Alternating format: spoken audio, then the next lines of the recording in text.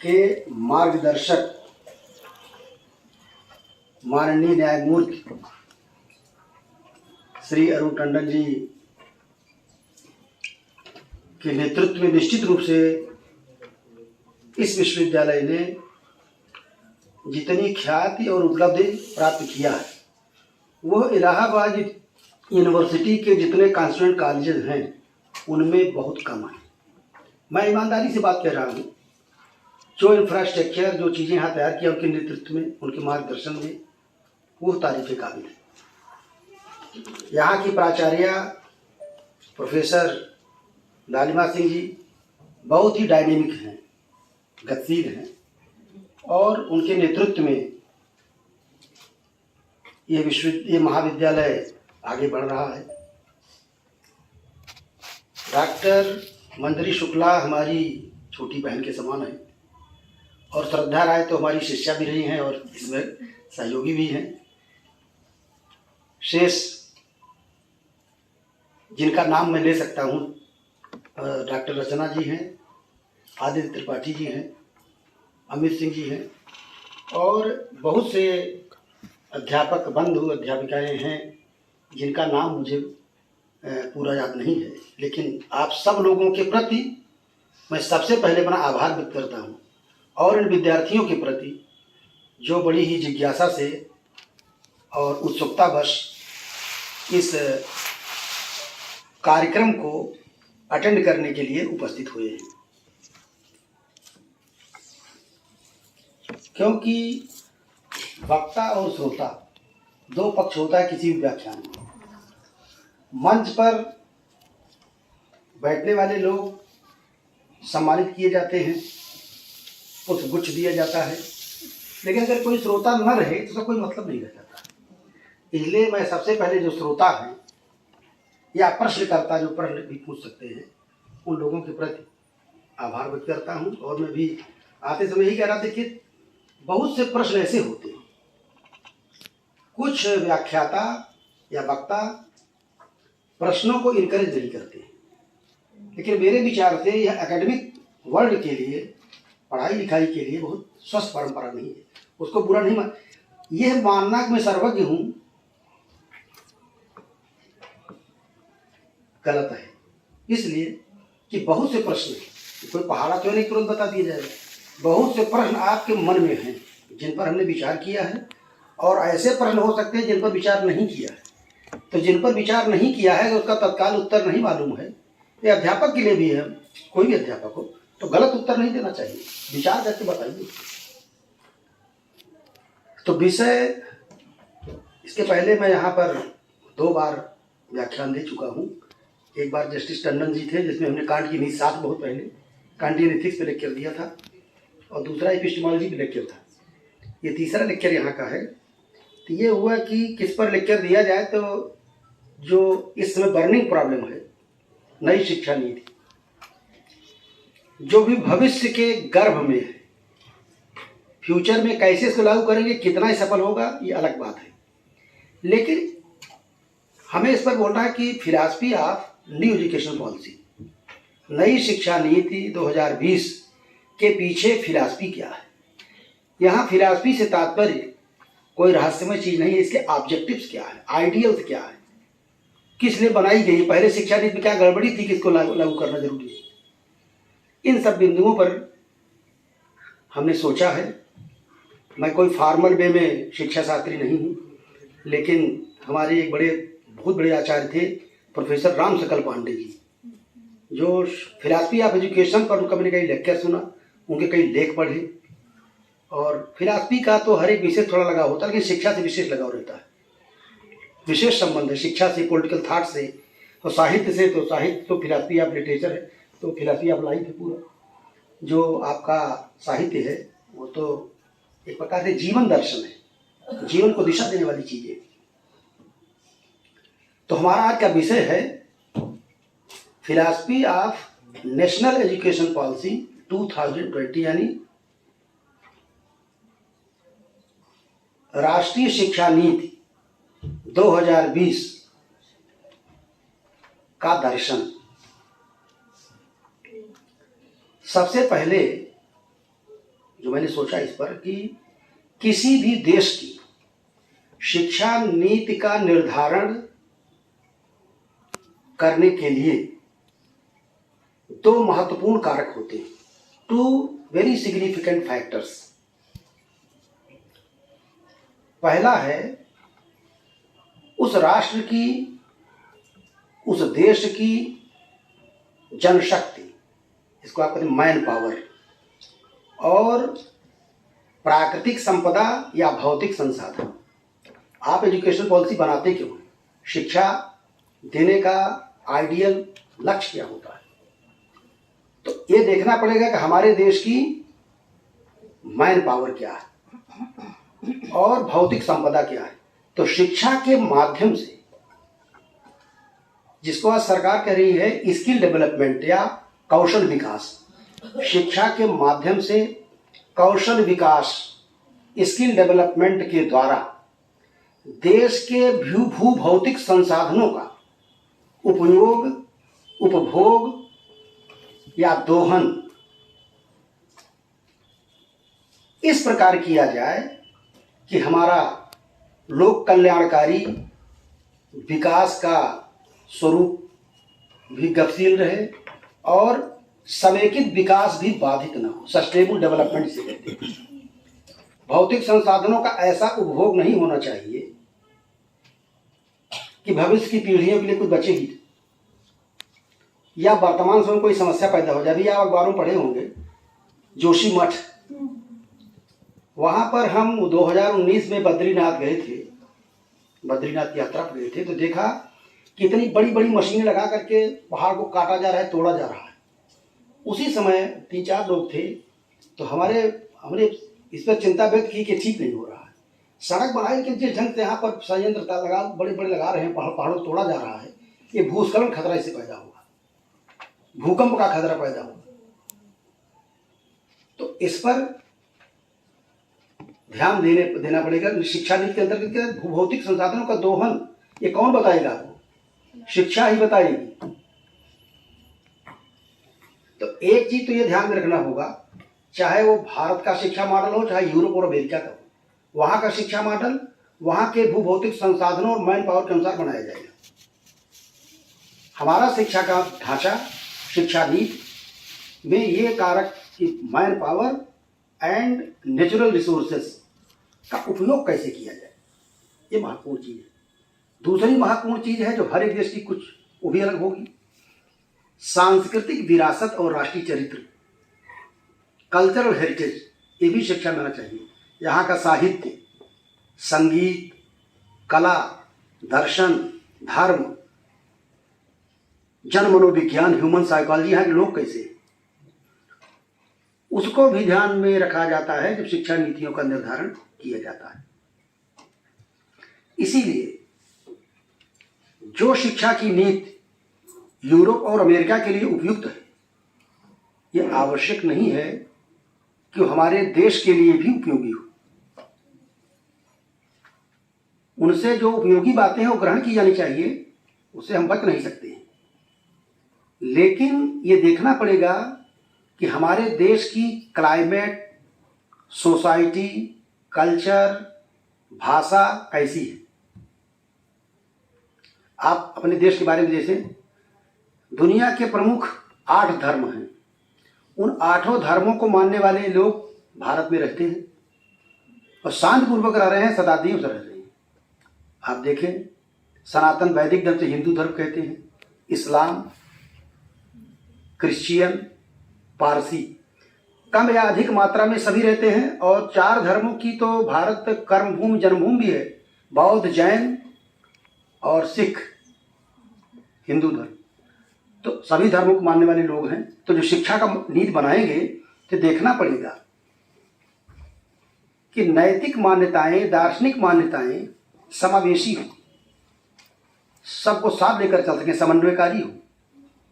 आप फ्रांस में तो एक भाषा लागू कर सकते हैं, भारतीय परिवेश में 14 भाषाएं तो उस सूची में है संविधान की। एक कोई भाषा करेंगे तो क्षेत्रीय विविधता बहुत है। जातियों की संख्या ही बताना मुश्किल है, कितनी जातियां इस देश में। क्लाइमेट देखिए आप, यहाँ पर हम लोग ऊनी कपड़ा पहने हैं, गुजरात महाराष्ट्र में पंखा चला रहे लोग, मद्रास की क्या स्थिति होगी। तो और मई में जाइए आप मनाली, तो वहाँ पर किसी कमरे में आपको पंखा लगा हुआ नहीं मिलेगा। तो क्लाइमेटिक डाइवर्सिटी, लिंग्विस्टिक डाइवर्सिटी, भाषाई विविधता, जातीय विविधता, धार्मिक विविधता वाला ये देश है, समाज है। तो जब शिक्षा नीति बनाएंगे तो इन सब चीज़ों को ध्यान में रख करके शिक्षा नीतियाँ बनेंगी, तभी वो चल पाएंगी। और ऐसा नहीं है कि पहली बार शिक्षा नीति बन रही है। इसके पहले आज़ादी के बाद शिक्षा को, क्योंकि नई शिक्षा नीति आने के पहले एक बैकग्राउंड जानिए। सबसे पहले 1948 में डॉक्टर एस राधाकृष्णन आयोग बना, सबसे पहला आयोग वही था। और उसने हायर एजुकेशन पर ज़्यादा फोकस किया, उच्च शिक्षा इसलिए किया कि उस समय उच्च शिक्षा की दशा और दिशा आज़ादी के बाद भारत में बहुत अच्छी नहीं थी। कुछ यूनिवर्सिटीज़ थी, सबके लिए शिक्षा सुलभ नहीं थी। आप पढ़े होंगे, जाने होंगे कि इलाहाबाद यूनिवर्सिटी भारत की 4 सबसे प्राचीनतम यूनिवर्सिटी में से एक थी। तो भाई नए शिक्षण संस्थान, नए इंस्टीट्यूट, रिसर्च सेंटर्स खोले जाए। लेकिन राधाकृष्णन आयोग के 4 साल बाद 1952 में मुदलियार आयोग आया, जिन्होंने माध्यमिक शिक्षा पर बल दिया। उनका फोकस ज़्यादा ये था कि भाई ठीक हायर एजुकेशन के साथ साथ जब तक बुनियादी ढांचा ठीक नहीं होगा, बुनियादी शिक्षा ठीक नहीं होगी, तब तक उच्च शिक्षा कैसे ठीक होगी। इसके बाद में 1968 में कोठारी कमीशन बना, DS कोठारी, और उन्होंने शिक्षा को समग्रता में लिया, प्राइमरी से लेकर के हायर एजुकेशन तक, उच्च शिक्षा तक। उनका ये कहना था, उनका भी फोकस ठीक था कि भाई जब तक नीचे से ठीक नहीं होगा। अब BA में, BSc में, BCom में आप भाषा तो नहीं सिखाएंगे, अल्फ़ाबेट तो नहीं सिखाएंगे। जब उनको बेसिक चीज़ें नहीं मालूम है तो यहाँ क्या पढ़ाएंगे आप।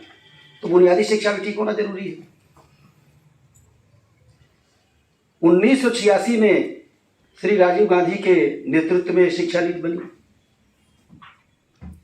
उसमें साइंस, टेक्नोलॉजी, कंप्यूटर, इन सब पर फोकस किया गया, कौशल विकास पर वहाँ भी फोकस था। और 2020 की जो शिक्षा नीति बनी, इस पर काफ़ी संगठनों ने विचार विमर्श किया और चिंतन किया, और उससे किसी न किसी रूप में मैं जुड़ा था। मतलब शिक्षा नीति बनाने में नहीं, लेकिन शिक्षा नीति कैसी होनी चाहिए इस पर विचार विमर्श किया गया, फिर तमाम चीज़ें जोड़ी गई उसमें। तो इनका उद्देश्य 2020 की शिक्षा नीति में था, जो आप ड्राफ्ट देखिए नई शिक्षा नीति का, तो उसमें 1 दर्जन से अधिक बार फिलॉसफी शब्द का प्रयोग किया गया। कम से कम 12 बार दर्शन का प्रयोग है, भारतीय दार्शनिक परंपरा, भारतीय ज्ञान परंपरा पर फोकस ज़्यादा किया गया। और ये कहा गया कि हम लोगों ने क्या किया है कि जितना अध्ययन, अध्यापन, रिसर्च पश्चिमी जगत पर किया, यूरोप के साहित्य पर किया। आप पाठ्यक्रमों को देखिए तो पाठ्यक्रमों में बहुत ज़्यादा फोकस पाश्चात्य शिक्षा पद्धति पर है, उनके विचारों पर पढ़ने का है। तो उनको विचारों को पढ़ना तो अच्छी बात है। देखिए, कूप मंडूक तो नहीं बन सकते हैं आप ग्लोबलाइजेशन युग में कि हम केवल भारत तक सीमित रहेंगे। अभी डॉक्टर मंजरी जी ने कहा कि पुरानी बातों को कितना ले सकते हैं और नई बातों को कितना ले सकते हैं। केवल हम पुराण मित्ते अनुसार सर्वम, सारी पुरानी बातें अच्छी ही हों। अगर हम नई टेक्नोलॉजी को नहीं अपनाएंगे तो क्या करते हैं, बैलगाड़ी बैठ करके पंचांग लिए घूमते होते, चंदन चोटी बांध करके। अगर कहीं हम पुरानी परंपरा जाएंगे तो आज बैलगाड़ी दिखाई पड़ रही, कहीं एक्का, घोड़े चलते थे, रिक्शा जो चलता देखिए, बैटरी वाला रिक्शा आ गया, पहले हाथ से पैर से चलाते थे।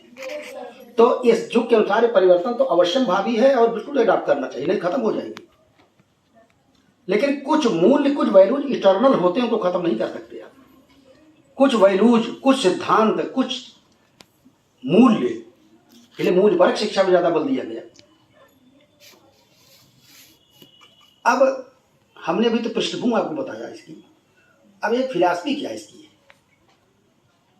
पहली चीज तो यह कि फिलॉसफी जब आप लोग देखिए चाहे कितना बड़ा लेक्चर दीजिए अच्छा आप सोचकर, लेकिन बहुत लंबा लेक्चर होता है तो बोर होने लगते हैं।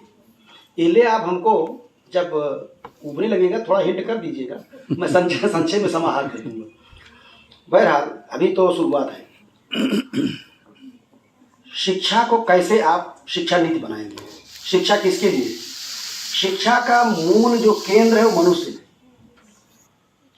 और यहाँ की शिक्षा का मनुष्य कौन होगा? यूरोप का मनुष्य नहीं, अमेरिका का मनुष्य नहीं, भारत के मनुष्य। भारत के मनुष्य की मेंटलिटी क्या है, साइकोलॉजी क्या है, सोच क्या है, चिंतन क्या है, क्षमता क्या है, कैपेसिटी क्या है, यहाँ की शिक्षा का मॉडल क्या है।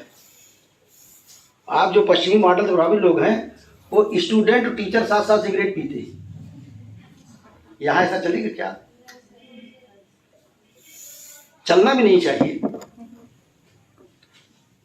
तो आचरण से शिक्षा की बात है तो केंद्र में मनुष्य। तो पश्चिम ने तो मान लिया कि मन बुद्धि है, शरीर है, मन है, और सारी शिक्षा केवल विज्ञान तक सीमित कर दिया। विज्ञान हमारे यहाँ भी रहा है, आज भी है, उसकी जरूरत भी है, लेकिन पहले मनुष्य के स्वरूप पर दर्शन की बात कर रहे हैं। तो दर्शन में सबसे पहले क्या है? शिक्षा भी मनुष्य के लिए। पशुओं और पक्षियों को ट्रेनिंग भले दी जाए, शिक्षा क्या करेंगे? शिक्षा से एक कल्चर आती है, मूल्यानुसंधान, शैक्षणिक अनुसंधान मनुष्य कर सकता है कि उसकी कल्चर परिवर्तनशील होती। संस्कृति, मनुष्य की सभ्यता और संस्कृति कितना बदलाव आया। कुत्ता, बिल्ली, बंदर, चूहा, इनकी कोई कल्चरल विकास हुआ इनका? कुत्ता कुत्ता है, कुत्ता रहेगा, बंदर बंदर है, बंदर रहेंगे, वृक्ष वृक्ष वृक्ष रहेंगे। लेकिन मनुष्य को ऐसा नहीं कह सकते आप। कहाँ से हमने शुरू किया आदि मानव यात्रा, अब आज कहाँ पहुंच गया है?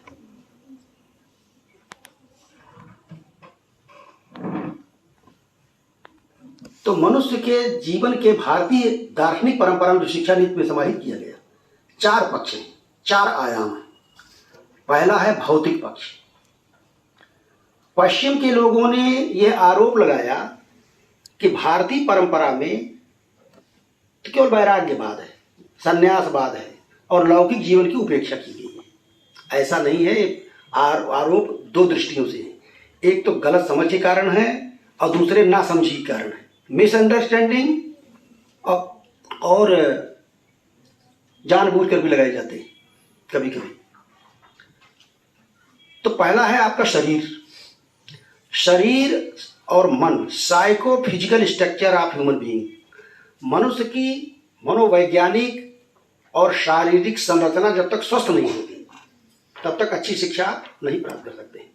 तो शिक्षा के लिए सबसे पहली चीज अपने स्वास्थ्य को ठीक करिए। और स्वास्थ्य 2 प्रकार का है, मानसिक और शारीरिक। आप बीमार रह के पढ़ पाएंगे? मन ठीक रहेगा, शरीर से बड़े मोटे हो गए, बहुत तंदुरुस्त हैं, लेकिन मन का परिष्कार, मन में हमेशा कुविचार आपके हैं। तो ये कुछ हमने कहा इटर्नल मुने सो हमारे वैदिक ऋषियों ने प्रार्थना किया, सो में मना शिव संकल्प मस्त। हमारा मन शुभ संकल्प वाला हो, गलत दिशा में सोचने वाला व्यक्ति बहुत दिनों तक सही मार्ग पर नहीं चल सकता है। अब बिहेवियर साइकोलॉजी भी कहती है, आपकी जो बातें बिहेवियर रिफ्लेक्ट होंगी। गलत सोचेंगे, अच्छा सोचेंगे तो भी, गलत सोचेंगे तो भी। तो इन्हें अपने पहली हमारी फिलॉसफी की शिक्षा नीति की पहली चीज है कि जो विद्यार्थी है, जो अध्यापक है, जो नागरिक हो, वो साइकोलॉजिकली यानी मनोदैहिक स्वास्थ्य। और पहले भी कहा गया था शरीर माध्यम खलु धर्म साधन। शरीर धर्म मतलब पूजा पाठ नहीं, यहाँ पर अपने कर्तव्यों के निर्वहन का पहला साधन है। अब उसको साधन न मान लीजिए कि दिन भर शीशा देखते रहिए और श्रृंगार करते रहिए, वो भी जरूरी है, वो भी जरूरी है। आकर्षक व्यक्तित्व होना जब बताएंगे, हमारी परंपरा में है, लेकिन वो साधन है अच्छे उद्देश्यों को, आदर्शों को प्राप्त करने का। दूसरी चीज है इसके बाद फिर बुद्ध, रीजन। बुद्ध के लिए चिंतन और विमर्श चाहिए। विमर्श मतलब डिस्कोर्स। आपका विकास दूसरा होना चाहिए, बौद्धिक। और तीसरा है जो पश्चिम में जिसको नकारा गया, नैतिक पक्ष है हृदय पक्ष। हृदय, हार्ट। हमारी परंपरा में ईश्वर का वास कहाँ है? हृदय में। ईश्वर सर्वभूतानां हृदय से अर्जुन तिष्ठति। ईश्वर प्राणियों के हृदय में। करुणा, प्रेम, compassion and love, patience, tolerance, ये मनुष्य के जीवन के नैतिक पक्ष हैं जो केवल बौद्धिक विमर्श तक सीमित नहीं रह सकते। बहुत चीजें बुद्ध कहती है, हृदय नहीं कहता। और अंतिम पक्ष है आध्यात्मिक पक्ष, जिसको हमारे यहाँ आत्मा कहा गया। आत्मा, आत्मा क्या है उस पर नहीं जाइए आप यहाँ पर कि कोई ऐसी चीज बताएंगे। आध्यात्मिक का मतलब यह है कि केवल बाह्य जीवन तक सीमित न रहिए। आध्यात्म की जो परिभाषा हमारे यहाँ सामान्य दी जाती है, विषयेभ्यः प्रसंहृत चेतः आत्मनि समाधानम, बाह्य चीजों की परत बहिर्मुखी दृष्टि पर अपने में लगाना। और इसके लिए सबसे जरूरी है आत्मसंयम, जिसको जो की फिलॉसफी का बड़ा प्रचलन चल रहा है, उसका मूल लक्ष्य क्या है? अपने पर कंट्रोल करना। इन्हें कहा गया सा विद्या या मुक्त ही। ज्ञान वही किससे मुक्त दे? अज्ञान से, कुविचारों से। मोक्ष क्या है? बुरी आदतों को छोड़ दीजिए। मोह माया कुविचार, लोभ, क्रोध, ईर्ष्या तो छोड़ दीजिए तो आप मुक्त हैं। इसको साधारण लोग भी यही लेंगे शिक्षा की दृष्टि से। चार उद्देश्य, चार लक्ष्य शिक्षा दर्शन के, और चारों को प्राप्त करने के लिए हमारी परंपरा में चार प्रकार के मूल्य, जिनको आज पहले पुरुषार्थ कहा गया वैल्यू सिस्टम में, आप सभी लोग जानते हो कि धर्म, अर्थ, काम, मोक्ष। ऊपर ज्यादा व्याख्या नहीं करना है। अर्थ और काम ये जैविक है, बायोलॉजिकल है, ये भी जरूरी है। तो कहाँ उपेक्षा की गई लौकिक जीवन की? लेकिन धर्म के, धर्म मतलब यहाँ रिलीजन नहीं है, पूजा पाठ नहीं है। इस पर हम थोड़ी देर बाद डिस्कस करेंगे। लेकिन धर्म यानी नैतिक मूल्यों के नियंत्रण में अर्थ और काम का भोग लोक कल्याणकारी होता है, और यही शिक्षा नीति को सही दिशा दे सकता है। नैतिक शिक्षा दी, मूल्य परक शिक्षा, बिना धर्म के, मतलब मॉरल वैल्यूज के नहीं हो सकती है। वैल्यूज में केवल मॉरलिटी नहीं आती है, मूल्य केवल नैतिक ही नहीं है, सौंदर्यात्मक मूल्य है। आपने सुना होगा सत्यम शिवम सुंदरम, एक पिक्चर भी आई थी इसकी, सत्यम शिवम सुंदरम। द ट्रूथ, ब्यूटी, सुंदरता एक पवित्र और बहुत मूल्यवान, सर्वोच्च मूल्य है। शुभ, लोक कल्याण करना। तो ये शिक्षा नीति में दर्शन को इन सब चीजों कैसे लागू करेंगे व्यवहारिक स्तर पर, क्योंकि फिलॉसफी तो गाइडलाइन था क्या करना है, आपको लक्ष्य क्या है होना चाहिए। अब उस लक्ष्य को कैसे लागू करेंगे ये बीएड वाले बताएंगे, ये साइंस वाले बताएंगे, मतलब व्यवहार में कैसे लाएंगे इसको। हमने बोला गाइडलाइन ये है हमारी, ये होना चाहिए।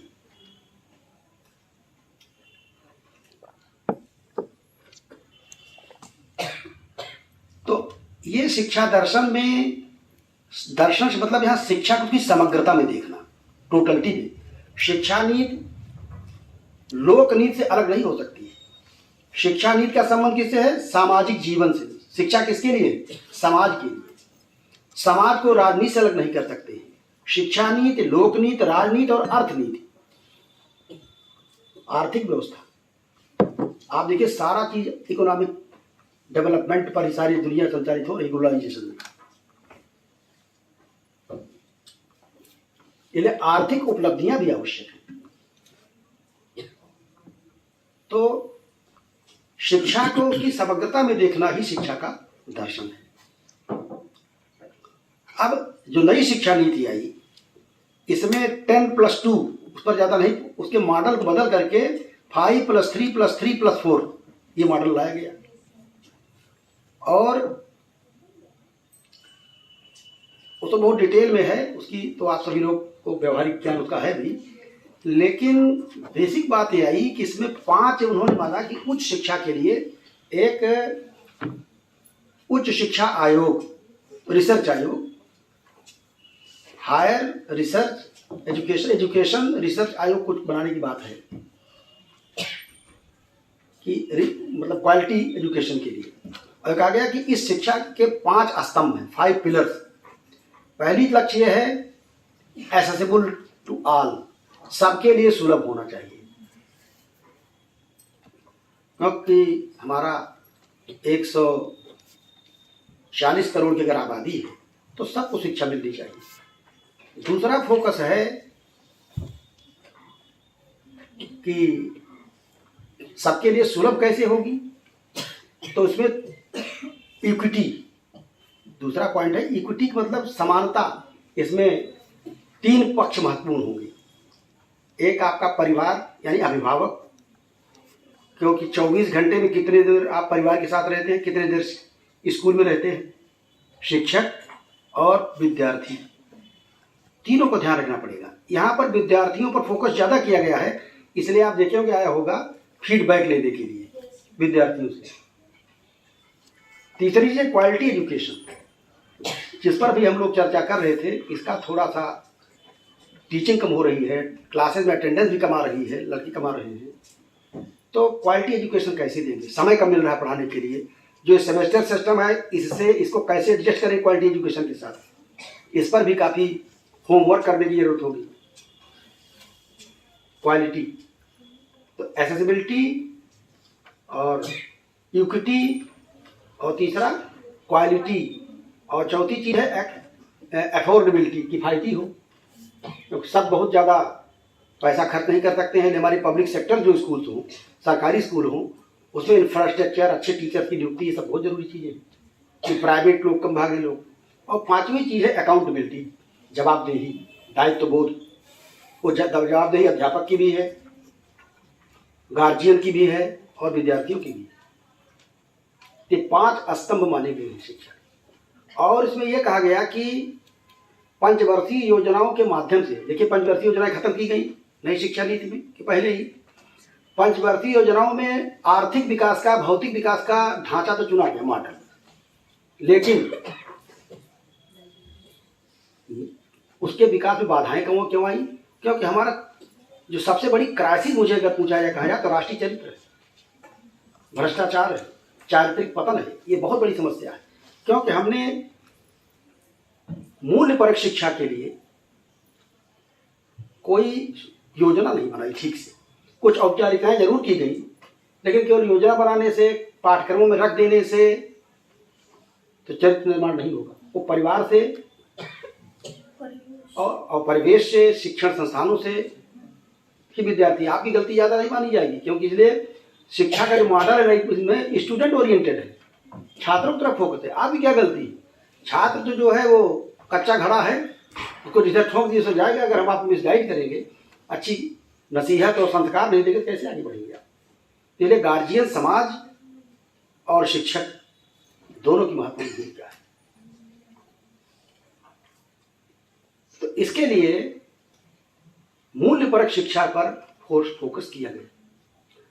और ये कहा गया कि रिसर्च में आप देखिए, पढ़ते होंगे अखबारों में कि विश्व के सबसे नामी क्वालिटी ओरिएंटेड 200 विश्वविद्यालयों में भारत की एक भी यूनिवर्सिटी नहीं है। इसके अनेक कारण हो सकते हैं, लेकिन एक सबसे बड़ा कारण यह है, हमने अपनी शिक्षा को अपनी मातृभाषा में नहीं दिया। मातृभाषा में शिक्षा न देने से जो बच्चों में क्रिएटिविटी होती है, सृजनात्मक क्षमता होती है, उसका ह्रास होता है। क्यों?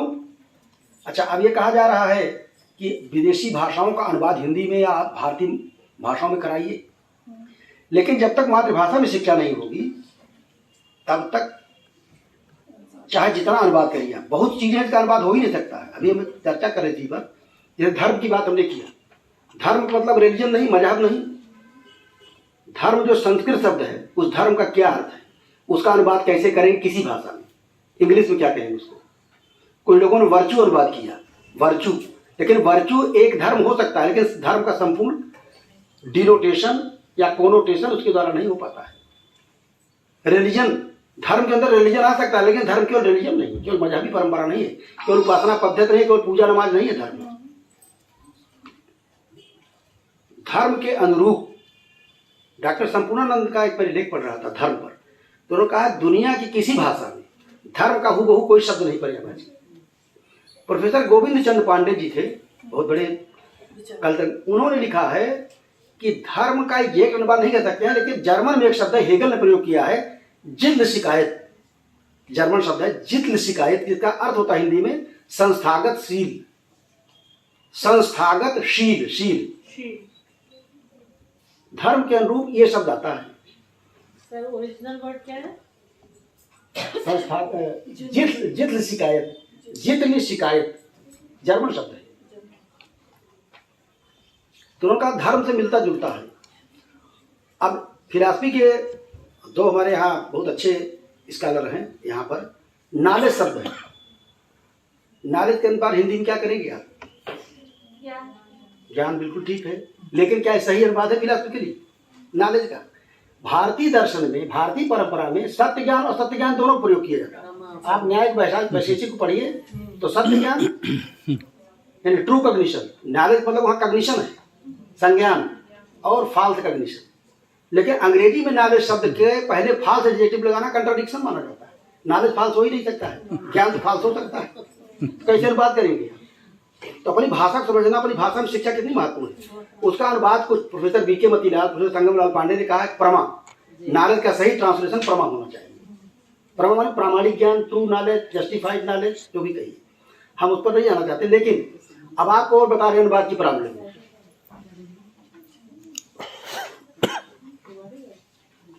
एक अनुवाद बताइए कैसे करेंगे इसको अंग्रेजी में। द्रौपदी की घटा और राधा की छटा श्री कृष्ण पर हमेशा छाई रहती थी। ये हिंदी के शब्द है। द्रौपदी की घटा और राधा की छटा श्री कृष्ण हमेशा उसे अद्भुत रहती थी। कैसे, how will translate in any language? Sanskrit में चलिए कुछ कर सकते हैं, लेकिन अंग्रेजी में या और भाषाओं में करने में वो एग्जैक्ट वो भाव नहीं आ पाएगा। आप ट्रांसलेशन तो कर देंगे। और एक मैं फिलॉसफी वालों के लिए लॉजिक को फैंसी आप लोग पढ़ाते होंगे, स्वराघात दोष। एक कहानी के माध्यम बता रहा हूँ, तो बच्चे ज़्यादा देर बोर हो जाएंगे फिलॉसफी में। तो फिलॉसफी की बातें बता, भाषा कितनी महत्व, मातृभाषा में शिक्षा की। भाषा के बहुत से ऐसे शब्द हैं जिनको जो लोग जीवन से जुड़े होते हैं। आप गोदान पढ़ते हो हिंदी में, गोबर, गोबर क्या है? एक पात्र का नाम वहां पर। अगर इसको अंग्रेजी में बात डंग करेंगे क्या उसका पात्र, वो तो प्रॉपर नेम है। धनिया, होरी, ये यहाँ की कल्चर के अनुरूप नाम।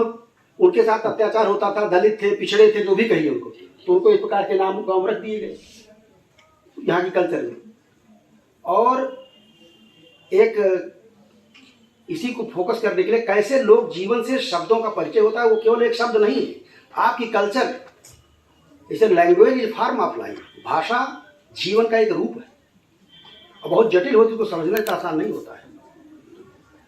एक पंडित जी थे, तो उनके घर पर दही कटोरा रखा हुआ था।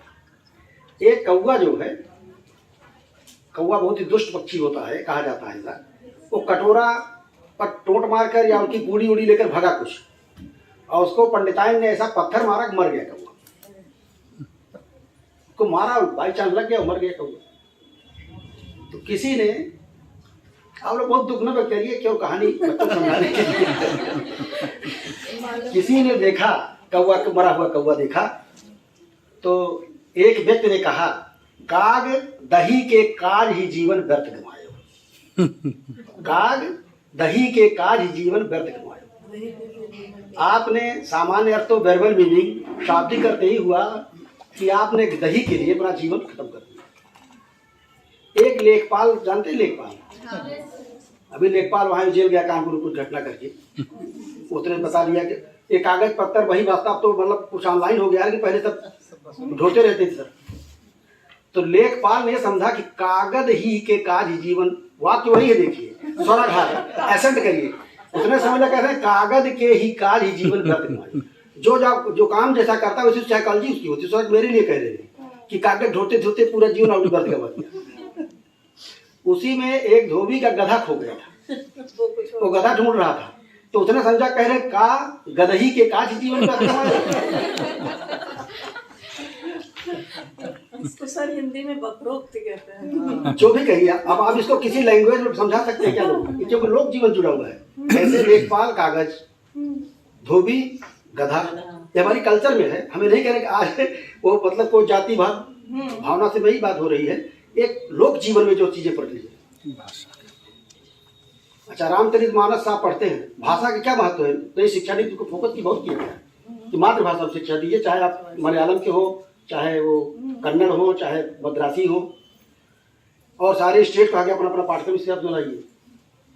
अब आप जिसके लोक जीवन में रामचरितमानस इसमें बड़ी चर्चा में है। हाँ, आजकल बहुत अच्छा है। तुलसीदास जी ने लोक जीवन से कैसे चित्रण किया है नीच आदमी की। उन्होंने कहा कि जब नीच आदमी विनम्रता से बात करता है तो कोई कोई खतरा पैदा करेगा, ये ह्यूमन साइकोलॉजी है। हाँ, तो उन्होंने कहा कि नमन नीच कहे अति दुखदाई, जिम अंकुश धन उरग बिलाई। कैसी तो रूपक कैसा दिया है, नीच आदमी अगर विनम्रता से उस प्रसंग में रावण बाल्मीकि के पास उसके गया मारीच के पास हिरण बनने के लिए, तो कहा कि नमन, बहुत विनम्रता पूर्वक कहा कि ये काम मेरा कर दीजिए आप। अब काम कर दिए तो मतलब प्राण गंवाइए अपना आप। तो कहा ये कैसे होते हैं, जैसे नीच आदमी जो अगर विनम्र है तो जैसे बर्छा है, बर्छा समझ रहे, एक बल्लम होता है लंबा सा, जब किसी को मारना होता है तो यो विनम्र होता है, यानी तिरछा, उसको झुकाते हैं, फिर मतलब यो रहेगा कैसे मारेंगे आप, यो करना पड़ेगा मारने के लिए ना। तो अंकुश धनुष की प्रत्यंचा से तो खींचे नहीं, बाण नहीं जाएगा। और पूरक माने सांप, सांप यो रहता है, जब आप अटैक करेगा तो यो जाएगा। बिल्ली को देखिए आप, बिलाई जब अटैक करती है कैसे झुक करके कैसे अटैक करती है। तो लोक जीवन से कैसे दृश्य लिया उन्होंने, इसको कोई अंग्रेज समझ पाया कि जहाँ बिल्ली नहीं है, जहाँ बर्छा प्रयोग नहीं होता है,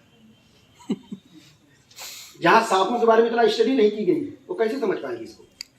इसलिए हमारे देश के पिछड़ेपन का बहुत बड़ा कारण है रिसर्च के क्षेत्र में, शोध के क्षेत्र में, कि हमने विदेशी भाषा में लड़कों केवल अंग्रेजी सिखाया, और इसीलिए हमारी नई शिक्षा नीति का, मैकाले की शिक्षा नीति का ज़्यादा फोकस किया गया। बहुत इन्होंने आज भी देखिए 75 साल हो गए इनको गए हुए, लेकिन जितने लोग यहाँ पर मातृभाषा शिक्षा देते हैं अपने लड़कों को एडमिशन कराने के लिए, संत जोसेफ और राइज हाई स्कूल, इन्हीं चक्कर लगाते रहते हैं। यहाँ कहेंगे कि आप मातृभाषा पढ़िए, वहाँ कराएंगे। तो आज भी वो ऐसी मेंटलिटी बन चुकी है कि लोग उससे उबर नहीं पा रहे। तो नई शिक्षा नीति के पीछे जो दर्शन है, जो आइडियल्स हैं, ये था कि लड़कों की क्रिएटिविटी हो, और हम दो प्रकार की दृष्टि पैदा होनी चाहिए हमारे नागरिकों में। नंबर एक, अपने परिवार और प्रोफेशनल पेशे तक आप सीमित न रहें। हम अध्यापक हैं, क्लास लिए घर चले गए छुट्टी, या बाबू है जिस भी पद पर है,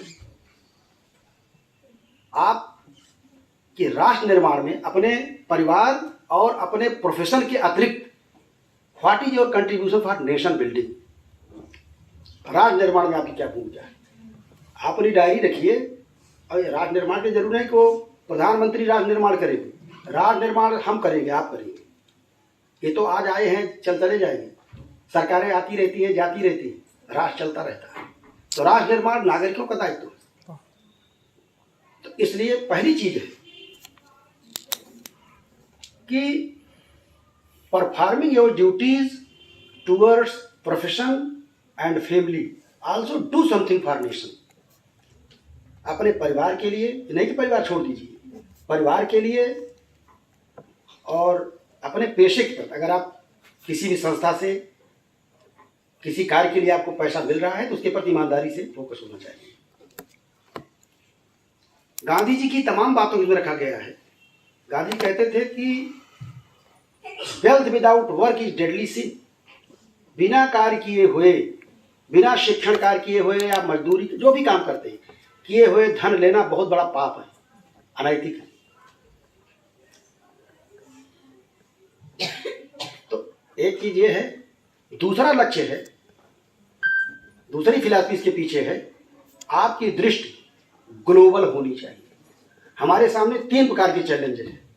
प्रधानमंत्री जी कहते हैं कि वोकल फॉर लोकल, जो शिक्षा नीतियां बने उसमें एक चीज होना चाहिए कि आपकी लोकल, यहाँ की जरूरतों के अनुसार कुछ पाठ्यक्रम रखे जाए।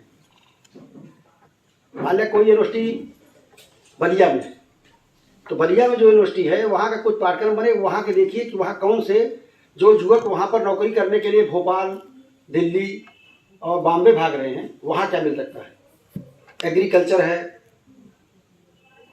एनिमल हस्बेंड्री है, ये सब प्रकार की शिक्षा वहाँ दी जाए, कारपेंट्री है, इस प्रकार के कौशल विकास की ये भी शिक्षा दी जाए, नैतिक शिक्षा भी, और नैतिक शिक्षा या मूल्यपरक शिक्षा के साथ साथ कौशल विकास की शिक्षा भी पैरेलल दी जानी चाहिए।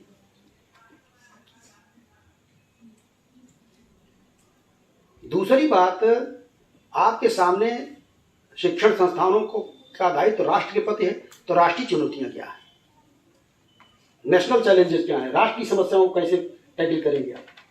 और तीसरी बात, ग्लोबल चैलेंजेस, विश्व में यूक्रेन में रूस में युद्ध हो रहा है, उससे क्या प्रभावित नहीं होगी। अगर कहीं वर्ल्ड वार दूसरे देश से शुरू हो जाए तो भारत भी प्रभावित होगा। तो हमारा दायित्व तो उन समस्याओं के बारे में सोचना और उनका समाधान ढूंढना है। एक वैश्विक दृष्टि होनी चाहिए, वैश्विक ग्लोबल आउटलुक।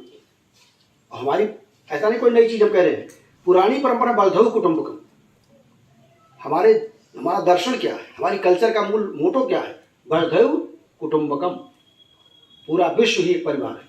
क्योंकि हम सभी मजहब को लोग ये मानते हैं कि ईश्वर या अल्लाह या गॉड जो भी कहिए वही सबका सृष्टा है, सबका मालिक है। तो भय क्यों है, सब कुटुंब मतलब एक प्रकार से आप परिवार की तरह है। और हमारा मोटो है सर्वे भवन्तु सुखिनः, सब सुखी हो। ये हमारी ग्लोबल दृष्टि को अपनी कल्चर से जोड़िए। ग्लोबल दृष्टि को 3 चैलेंज है शिक्षा की नीतियां बनाते समय, लोकल, स्थानीय, राष्ट्रीय और वैश्विक या मतलब क्या कहें वर्ल्ड, विश्व का, वैश्विक दृष्टि, विश्व की दृष्टि। अब इसको लागू कैसे करेंगे। इंटरनेट से सजे हुए बिल्डिंग्स आवश्यक हैं, कंप्यूटर लैब आवश्यक है, इसके लिए पैसा भी आवश्यक है। लेकिन क्या केवल इसी से ये नीतियां लागू हो जाएंगी? तो कोई आगे बाहर जाने की जरूरत नहीं है। हम केवल अपनी जो विरासत है, हमने कहा कल्चरल हेरिटेज भी महत्वपूर्ण होती है। आप बताइएगा जब आपको लगेगा कि ज़्यादा समय हो रहा है, तो अपनी जो विरासत है उस पर भी ध्यान दीजिए। शिक्षक कैसा होना चाहिए? पहला तो एक शिक्षा केवल इंटरनेट और कंप्यूटर नहीं दे सकता है। अभी एक हम आ रहे थे तो अमित सिंह ने मुझसे पूछा कि कौशल विकास और मूल परक शिक्षा में अगर चुनना तो किसको चुनेंगे? तो उनका दोनों आवश्यक है, दोनों आवश्यक है। क्योंकि जब नागासाकी और हिरोशिमा पर बम ब्लास्ट हुआ तो आइंस्टीन ने कहा कि वो गार्ड मैंने तो सोचा भी नहीं था कि इसका उपयोग मानव जात के नाश के लिए बनेगा। ऐसी तकनीक आप पैदा कर लीजिए कि निरंकुश हो, जिसको चाहे उसको नष्ट कर दे, तो क्या ऐसे इससे अच्छा न बना होता? उसमें तमाम ऐसे लोग मारे गए, बच्चे, महिलाएं, अनेक निर्दोष नागरिक, जिनका उस युद्ध से कोई लेना देना नहीं था।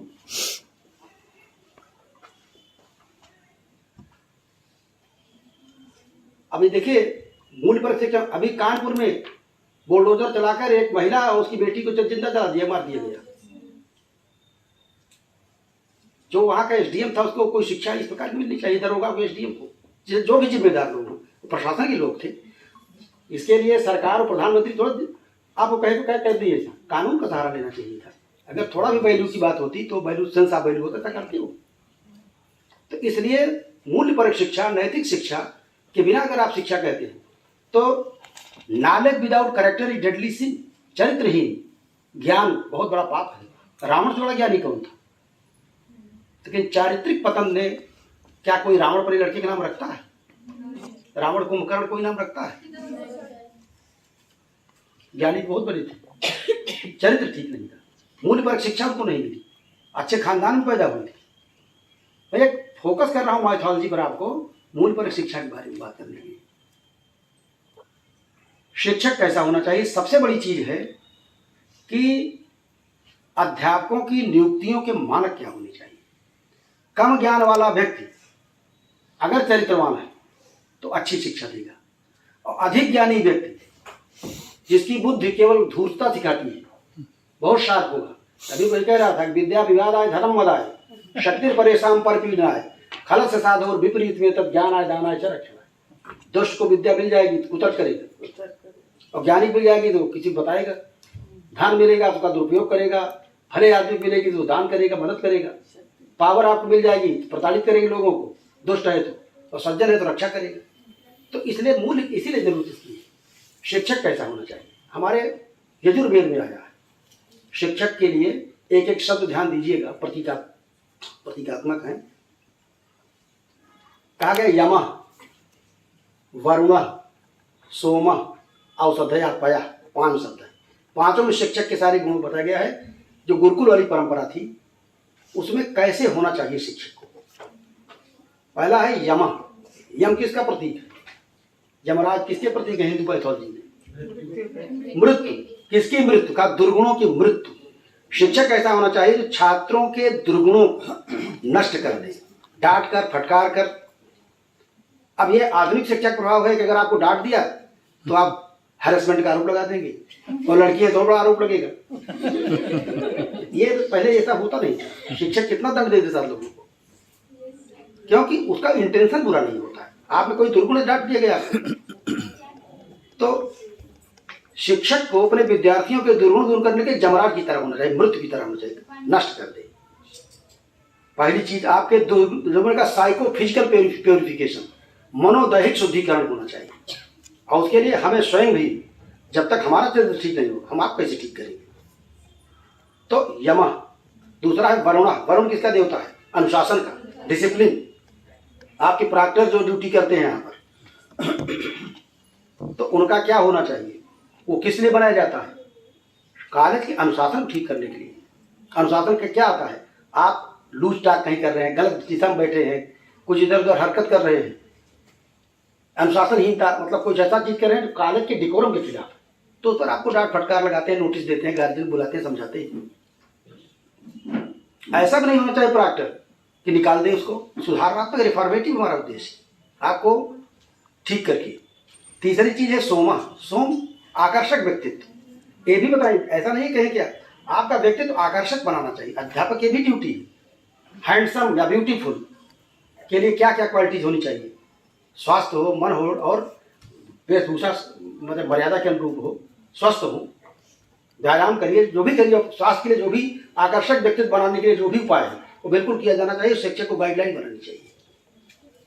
चौथी चीज है औषधयः। औषधि कब लेते हैं आप?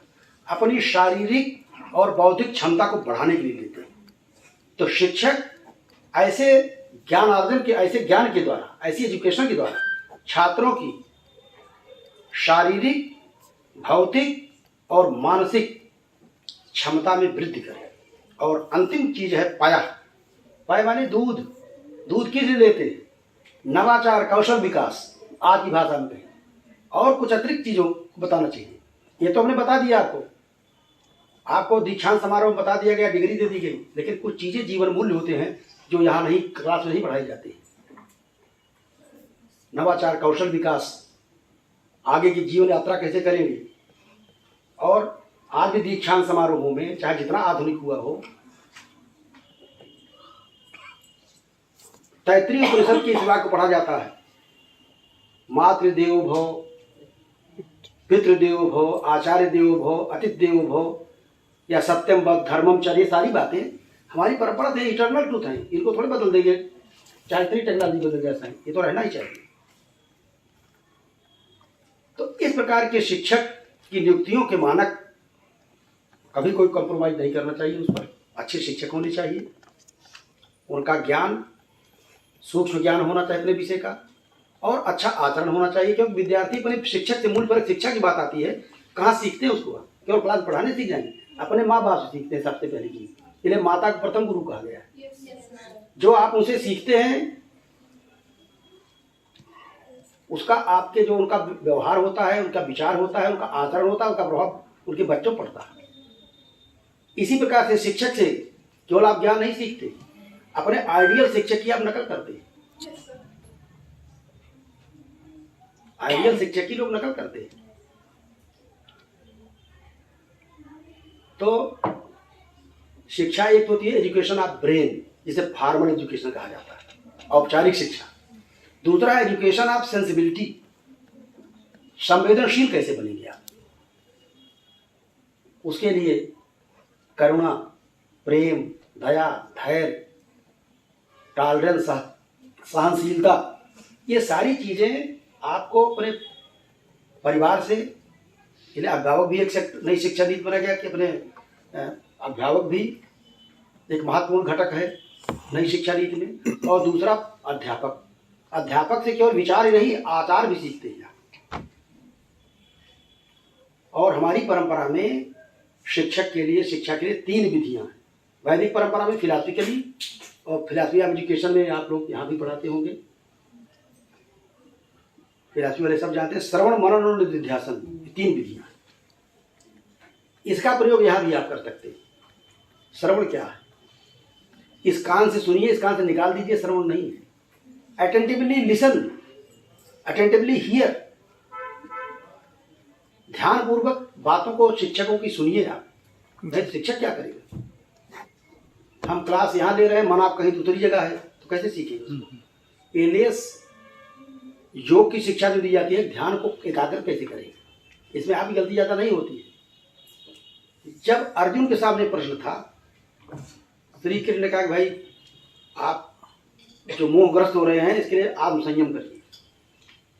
तो वह अर्जुन जो खौलते हुए कड़ाह में मछली की आंख देख करके बेच सकता था, वो कहता है चंचल विमना कृष्ण प्रमाद बलभद्र तस्य हम निग्रह मन ने बाहर उसु दुष्कर्म। मन का नियंत्रण बड़ा कठिन है, लेकिन कोई विकल्प नहीं है साधना। साधना के बिना ना आप अच्छे विद्यार्थी बन सकते हैं, ना आप अच्छे अध्यापक बन सकते हैं, ना अच्छे नेता बन सकते हैं। राजनीति में दादाजी करने के लिए भले लोग चले जाए चुनाव जीत करके, लेकिन नेता नहीं बन सकते गांधी की तरह, जवाहरलाल नेहरू की तरह, या अन्य बहुत से लोग ऐसे, जब तक साधना नहीं होगी, आपको त्याग नहीं होगा आपको। वैसे अध्यापक का भी जीवन त्याग में जीवन होता है। अब आप अध्यापकों में जो विकृतियाँ आई हैं हम लोगों में, आप अपनी तुलना करते हैं पूंजीपतियों से, ब्यूरोक्रेट से। एक IAS अधिकारी किसी होटल में जाए और वो डांस करे, कोई नहीं बोलने वाला। अभी हम कटरा में चले जाएं, किसी दुकान चाय पी कर बैठ जाएं अपनी वाइफ के साथ, तो तमाम विद्यार्थी कहेंगे गुरु जी कहाँ बैठे हुए। तो एक बहुत बड़ी मर्यादा का पालन करना होता है। या गुरु माता कहाँ बैठी हुई है किसी कहीं आप कहेंगे। तो इस प्रकार से अध्यापक की बहुत बड़ा दायित्व होता है समाज के प्रति। हम अपना मूल्य, और मुझे I am proud of this, मैं टीचर हूँ, मैंने विद्यार्थियों से, चाहे जितने बड़े पदों पर, मुझे बहुत सम्मान मिला है कि मैं उसकी चर्चा नहीं करना चाहूँगा। चाहे जितने बड़े टॉप पर आप कल्पना नहीं कर सकते हैं, और 50वां टॉप अधिकारियों की चरण स्पर्श किया जा करके। तो ये अध्यापक के लिए इससे बड़ा सम्मान कुछ नहीं होता है। अब आप, मैं सभी लोगों के अध्यापक के लिए you should be proud of your, अपने प्रोफेशन पर भी प्राउड होना चाहिए। हम अपनी तुलना टाटा, बिरला, अडानी, अंबानी थोड़े कर रहे हैं। हम तो एक अध्यापक है, हमारा दायित्व है राजनीति अपने स्थान पर, चरित्र निर्माण, समाज का निर्माण, नेशन बिल्डिंग, ये primary duty of the teacher. इसलिए सच्चा नेता समाज का टीचर है। लोक सत्ता, लोक सत्ता समझ रहे, सोसाइटी, राज्य, आप किसी के पास जाने की जरूरत नहीं है, पॉलिटिशियंस, वो आपके पास आएंगे, क्योंकि शिक्षा ही लोक सत्ता पर कंट्रोल करती है। लोक सत्ता मतलब समाज को, और जिस पर समाज जिसके नियंत्रण में है, राजनीति उसके नियंत्रण में है। केवल अपनी शक्ति को पहचानिए, विद्यार्थी और अध्यापक। अब अध्यापकों की बात मैंने बता दिया, विद्यार्थी कैसा होना चाहिए। हमारे शास्त्रों में कहा गया विद्यार्थी के 5 लक्षण बताए गए, आप सभी लोग जानते हैं। काक चेष्टा बको ध्यान, श्वान निद्रा तथेउच, अल्पाहारी, गृह त्यागी विद्यार्थी 5 लक्षण। मतलब काक चेष्टा मतलब आपको डांट भी पड़े तो भी प्रश्न पूछना चाहिए। अगर ना समझ में आए तो क्या बार बार पूछते हो, नॉनसेंस पर डिस्टर्ब करते हो, फिर भी कोई नहीं सर बता दीजिए इसको। काक चेष्टा बको ध्यान, कंसंट्रेशन बकुले की तरह होना चाहिए। मछली पकड़ना होता है उसको तो कितना ध्यान करता है, एकदम जैसे लगता है समाधि से इसको पकड़ लेती है। कुत्ते की तरह सोना, श्वान निद्रा, कुत्ता बहुत जागरूक होता है, पता चला 7 बजे पेपर 8 बजे सोकर उठ रहे हैं। और अल्पाहारी, अगर आप 1 किलो चावल खा लेंगे तो पढ़ेंगे कैसे आप।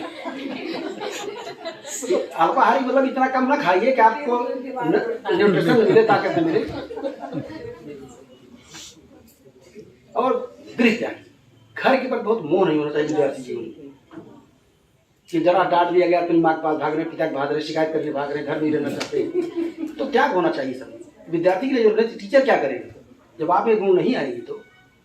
तो हमारी जो प्राचीन ज्ञान परंपरा है उसमें सारी बातें हैं, नई शिक्षा नीति यही कह रही है, उन चीज़ों को आज के बदलते हुए परिवेश में, मॉडर्न साइंस और टेक्नोलॉजी के परिवेश में क्या चीज़ें उसमें समय लेनी है, क्या वहाँ की चीज़ें छोड़नी है, पुराने पाठ्यक्रमों में इतिहास की दृष्टि रखिए, थोड़ा सा नई चीजें जो हैं और कैसे पुरानी चीजों को आज के बदलते हुए परिवेश में लागू करेंगे। ये नई शिक्षा नीति का लक्ष्य है, दिशा है, दर्शन है, जो भी कहें आप। तो और मैं समझता हूँ कि बहुत लंबे समय तक बोलने से लोगों को थोड़ा अच्छा कम लगेगा, तो केवल इतना ही कहूँगा कि हमारी जो ज्ञान परंपरा है उसमें दो चीज़ों पर फोकस होना चाहिए मूल। जैसे हमारी भारतीय संस्कृति में अर्जुन और श्री कृष्ण, अर्जुन का गांडीव, श्री कृष्ण का योग। अर्जुन का गांडीव किस चीज़ का प्रतीक है? कर्म और साइंस टेक्नोलॉजी का प्रतीक है, जिसके मारने से इंद्र घबरा जाते थे, जिसकी बाढ़ उठने से। तो ऐसी टेक्नोलॉजी हो, ऐसी मिसाइल हमारे पास, लेकिन वो मिसाइल मिसगाइडेड ना, उसके लिए कृष्ण का योग चाहिए, सहनशीलता चाहिए, कहाँ उसका प्रयोग करना, कहाँ नहीं करना प्रयोग। इस प्रकार का मार्गदर्शन दार्शनिक विचारधारा होनी चाहिए। और सर्वधर्म समभाव, सर्वे भवन सुखिनः वसुधैव कुटुम्बकम, ये हमारी संस्कृति, हमारा संस्कार है। अगर कोई भी इसको नहीं मानता है तो उसके प्रति भी आपको सुधारने का इन्फॉर्मेटिव आउटलुक होना चाहिए। इसलिए हम अपने को अच्छा मानते हैं तब मतलब नहीं, दूसरे लोग बुरे। इसीलिए हमारी परंपरा में है कि वसुधैव कुटुम्बकम और सर्वे भवन सुखिनः, ये हमारी शिक्षा का मॉडल है। इन्हीं शब्दों के साथ यदि आपके मन में कोई जिज्ञासा है, प्रश्न है, या डॉक्टर शुक्ला जी का कोई प्रश्न अगर छूट गया हो तो उस पर भी विचार किया जा सकता है।